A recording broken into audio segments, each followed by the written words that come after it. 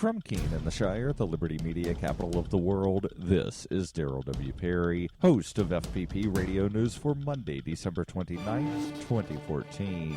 Silver is trading at $16.11 per ounce. Gold is valued at $1,193 per ounce. And according to BitcoinAverage.com, the average price of Bitcoin is $319. Antiwar.com reports, for years the U.S. was wondering what it was going to do with many thousands of war vehicles it shipped to Afghanistan when the drawdown left so many of them in surplus. At times, they talked about giving them away or shredding them. Instead, 3,100 such vehicles have been sent to Kuwait, where the U.S. is massing them for use in the ever-escalating war against the Islamic State. Officials simply found another war for them. The bulk of the vehicles are MRAPs, used by ground troops to resist IEDs in travel, and that points to the buildup being done with an eye on an eventual U.S. ground war in Iraq and Syria. U.S. Transport Command says that the Army has room to hold all the gear in Kuwait and is simply storing it there until they figure out what they have a need for. History suggests they'll invent needs for it if nothing immediately springs up.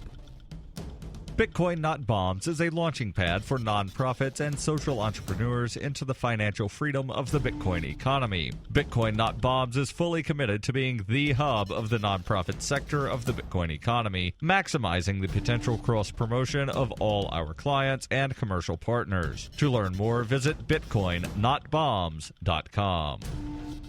The Associated Press reports a high school basketball tournament on the Northern California coast has become the latest flashpoint in the ongoing protest over police killings of unarmed men after a school was disinvited because of concerns its players would wear a t-shirt printed with the words, "I can't breathe," during warm-ups. The athletic director at Fort Bragg High School informed his counterpart at Mendocino High School this weekend that neither the boys nor the girls teams would be allowed to participate in the three-day tournament hosted by Fort Bragg High starting Monday. Mendocino Unified School District Superintendent Jason Morse said the boys were reinstated after all but one player agreed not to wear the shirts, inspired by the last words of Eric Garner, the New York man who died after an officer put him in a chokehold. Too few girls players accepted the condition for the team to field a tournament squad. Mendocino High varsity teams first wore the "I Can't Breathe" shirt before a game with Fort Bragg on December 16th. According to the girls' coach, Caden Feehan, the girls also wore them before games at two other tournaments and did not receive any blowback.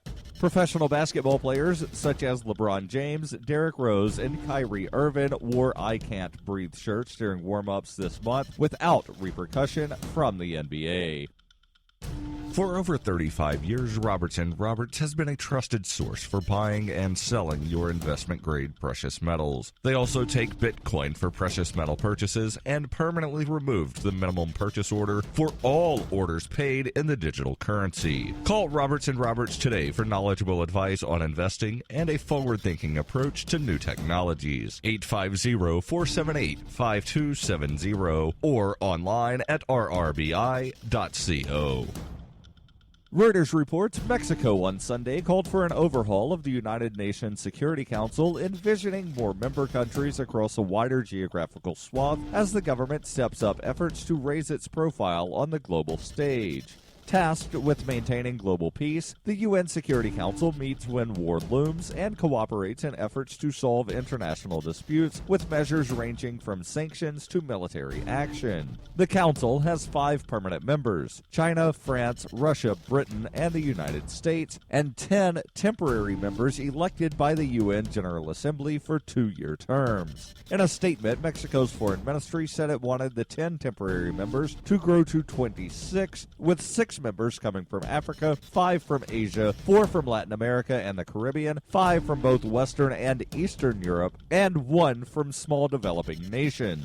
However, Mexico said it was against changing the 5 permanent members on the council. The proposal comes just a few months after Mexico said it was ready to take part in the United Nations peacekeeping missions after years of staying out of the world's conflicts. Mexico has traditionally pursued a low-key foreign policy, but since taking office in 2012, Mexican President Enrique Peña Nieto has sought to raise Mexico's international standing.